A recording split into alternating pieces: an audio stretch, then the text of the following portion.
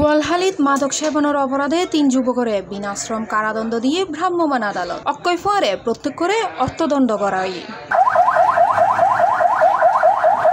নভেম্বরের ৯ তারিখ রবিবার ফজর ১১টায় উপজেলা পৌরসভা গোমদন্দি ফুলতল এলাকাত এই অভিযান পরিচালনা করে দণ্ডাদেশ প্রদান করে উপজেলা সহকারী কমিশনার ও নির্বাহী ম্যাজিস্ট্রেট কানিস ফাতেমা। আমরা আজকে অভিযানের মাধ্যমে ওদেরকে ৩ জনকে ইয়াবা সেবনরত অবস্থায় পেয়েছি এবং তাদের কাছে ইয়াবা খাওয়ার যে সরঞ্জাম এগুলো সহই তাদেরকে ধরা হয়েছে।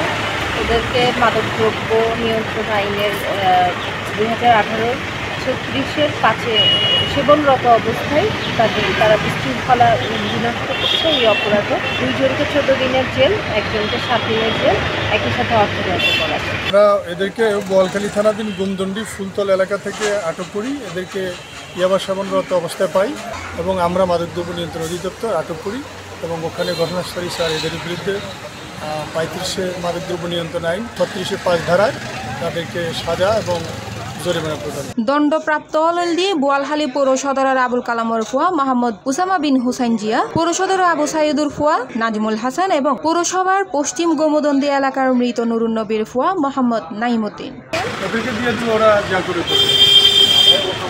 C plus TV, Chittagong.